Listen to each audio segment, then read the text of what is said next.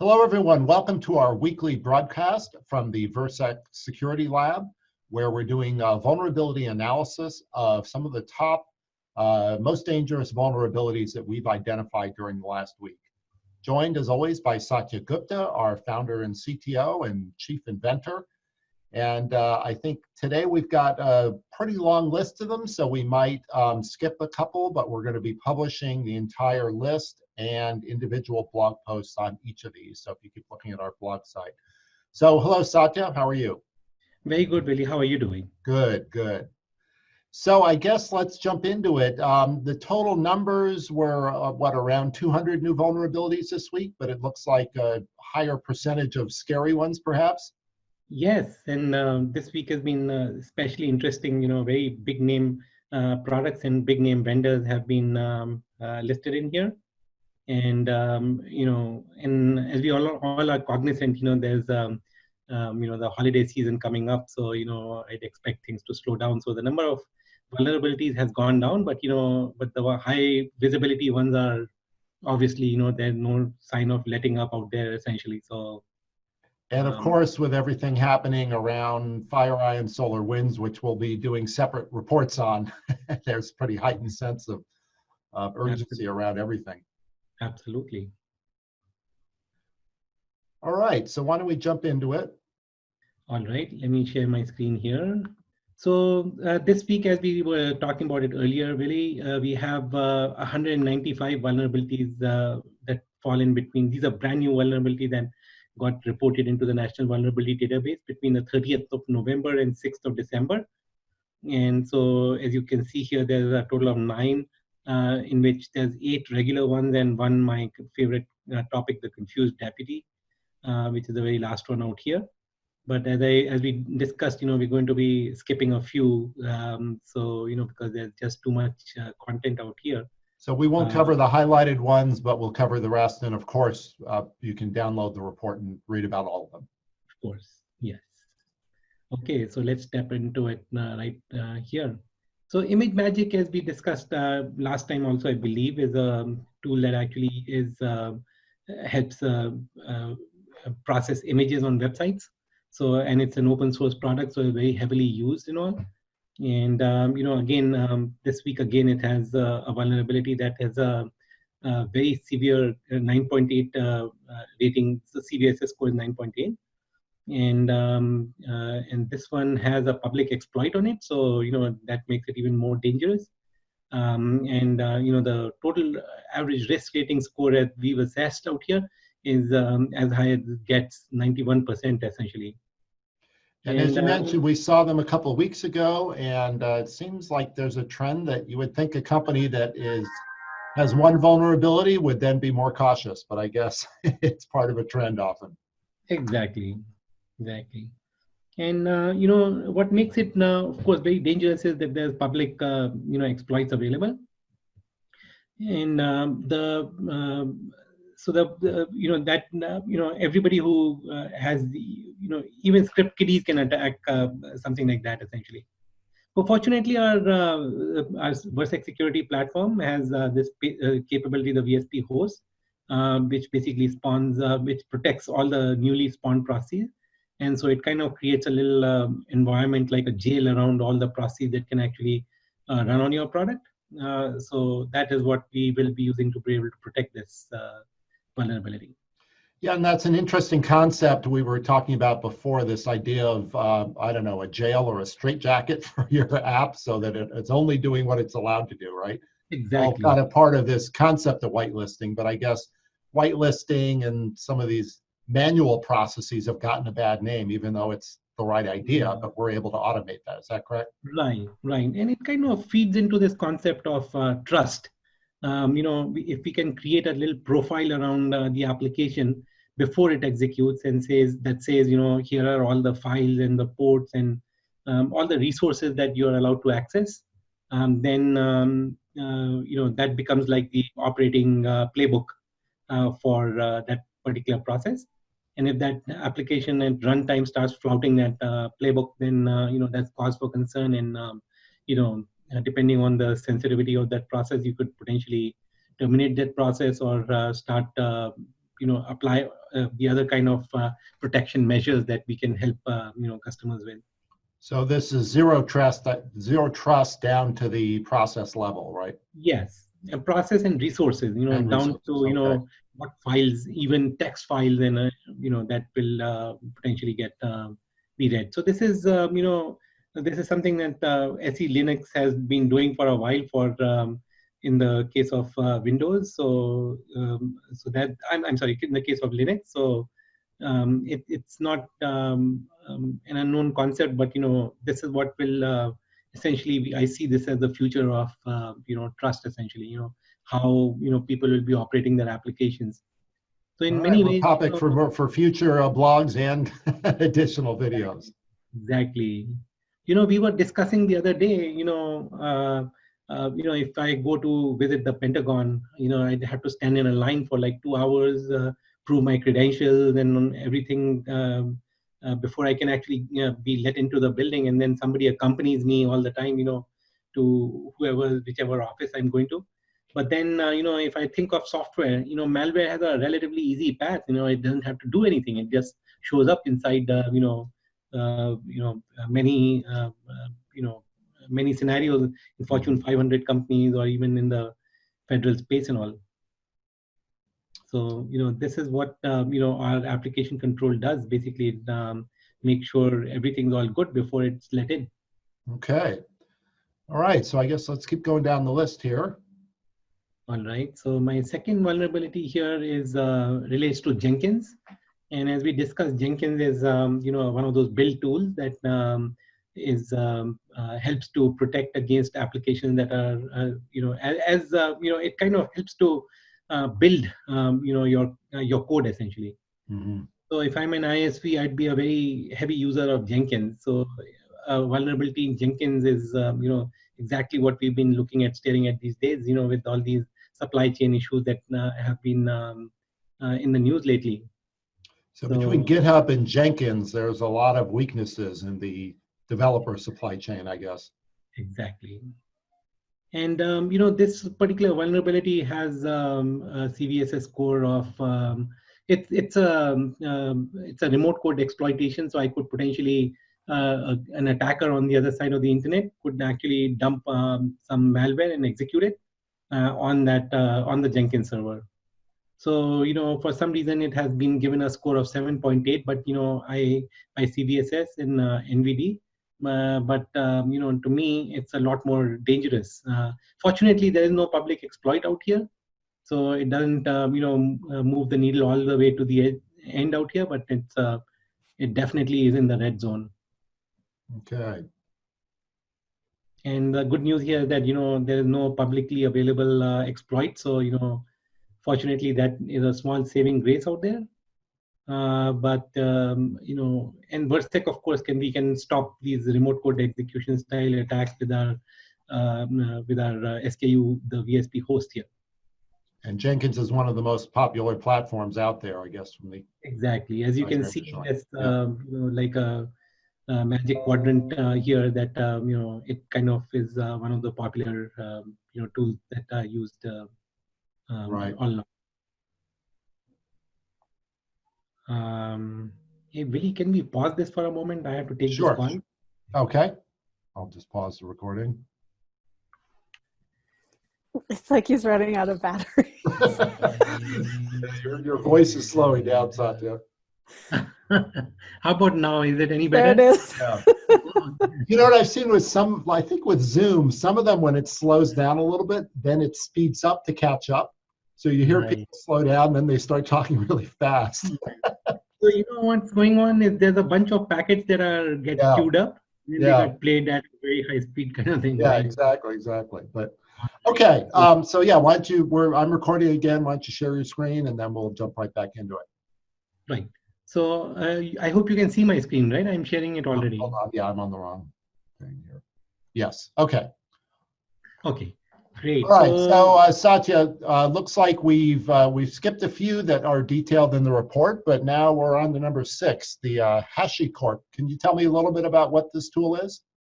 Yes. So Hashi is part of a group of products that are basically used to manage secrets in workloads. So you don't want to, let's say there's a certain application which requires certain credentials and all, or some services that require credentials. There's no human to be able to go and punch in username, passwords, and things like those, right? So Hashicorp makes these various tools that basically allow these services to go fetch these credentials from the vaults, and then be able to use those credentials to log in automatically without a human being involved and all. So this is these days with these API servers are becoming the very highly used capabilities. There is there's this need to be able to protect those services from being given usernames and or creds essentially by some human. Okay, so this is kind of an important piece of middleware in a way for APIs that could be breached. Right. So with this vulnerability that got just got published out here with Hashi, so it basically an attacker can send some specially crafted packets which can cause files to get read essentially. So you can actually in the files in have critical information in it. So this one is really a nasty problem given the fact that Hash, as I explained to you, this Hashi has a lot of confidential material in it. So so as this as there is of course no public exploit available, but as you might have noticed earlier, there's enough information out there in the ether that allows me to kind of potentially, if I sat down and started building a exploit, I would be able to build one. Although the CVSS score here is is relatively low, 7.5 medium. But I would rate it as as a little bit higher than that because because Hashi has sensitive material in it, and it's one of those products that has moved, as you can see in the Gartner charts and all, in analyst charts and all. It has moved very rapidly because it's becoming a very popular server that's been downloaded millions of times. So to me, that affects a very large swath of enterprises in one go. So I would treat those from a temporal perspective, they would be they have a velocity that compensates for the relatively lower score essentially. But fortunately with the VSP, with the Virsec Security Platform, we have the ability to protect against these path traversal in kind of vulnerability that are that this one is, and our VSP web module can actually stop this. All right, and I like this new in-between score on public exploit available or not, the DIY one. Yes. So we, given enough time, we could actually go build it, and there's enough public domain information, So as you can see here, they publish, it's a little bit of an eye chart here, but as you can see, there's a plus sign and a minus sign here. In there's, what has been fixed out here. So as you can see here, there's plus signs here. This piece of code got added. So with in this new vulnerability with the Node.js server, we have a situation where we have a buffer overflow problem, and it performs an out-of-bound read in some uninitialized buffer. And so this can cause, this is a prime target for what we describe with our VSP MEM product. And it has a criticality score of 9.1. And the reason why Node.js is a very important server that we should all be, even though it's a 9.1, I'd rate it as high as it gets because Node.js is a very, very popular server because it's used by almost all microservices that we, and containers and all that. It's a favorite target to use in that. And so, this has become really a serious problem. And this is one of the reasons why, I didn't skip over this one and, I wanted to talk about this one. And, one important problem is that, again, there's a public exploit, even though there's no public exploit available, but there's enough common or, open source domain information available to be able to construct a vulnerability around this. And so, if you look at all the other vectors out here, it says fits all the bills. It's prevalence, attack vectors, comes in over the network. The attack complexity is very low, doesn't require any privilege, doesn't need any user interaction. And, of course, the other parameters out there is also make them very dangerous. And of course, the vulnerability can be constructed. And just, we talk about this a lot, but buffer overflows are one of the top most dangerous types of attacks according to MITRE. And I think probably because so few tools actually can address them, but that's one of our strengths is in directly stopping these. Exactly. And that brings me to my last, vulnerability. Then I'll be talking about the confused deputy again. So this vulnerability is, in a PHP stack in the PDO. That's PDO is basically how the PHP, frameworks talk to databases. So this is a big deal because if it's in a application where in an interface where you are constantly talking to the database, you can actually compromise the database in big time. So we have a demo of this particular vulnerability that we'll be playing out alongside of this this video, and it'll be available on our site as well. So this, as you can see here, all the red boxes are checked out here. Everything is at the red level. So this is as dangerous as it gets, essentially. And even CSS, NVIDIA has recognized that by saying that the score is 9.8. And this vulnerability has a public domain exploit that everybody will be looking forward to exploiting. So fortunately, we have a demo that we're preparing on this one, right? That we're going to publish in a few days as well. So look for the live demo that goes along with the exploit. Exactly.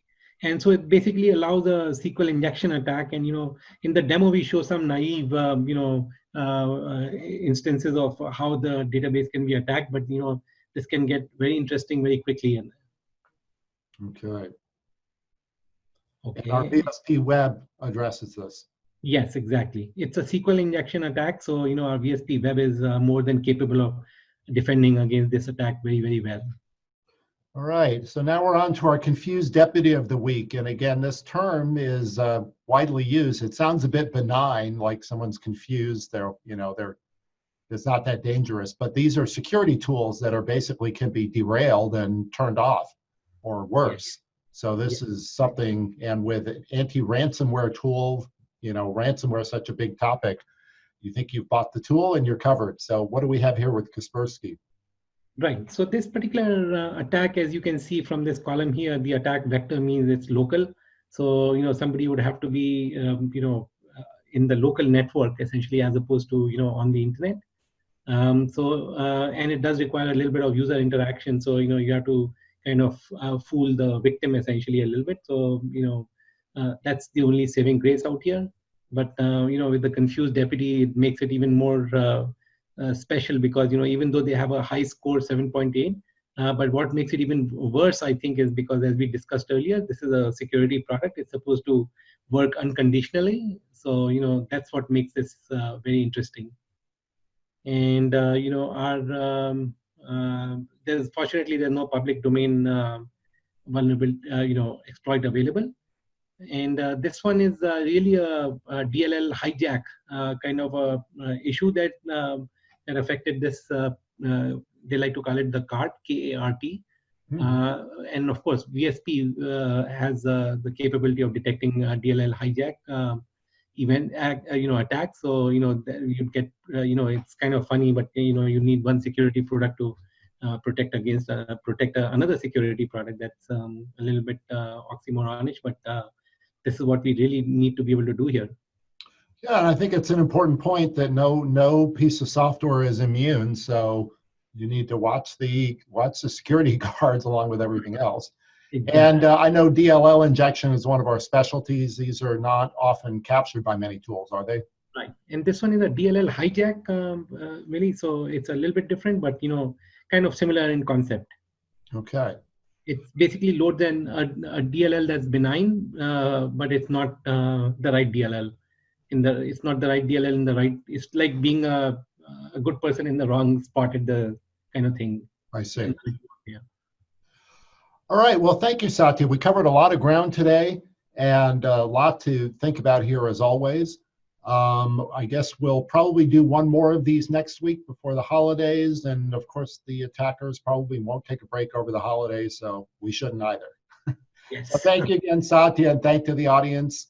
And also look for the live demo we're going to publish, as always, and our reports on these. And thank you for joining us. Thank you very much.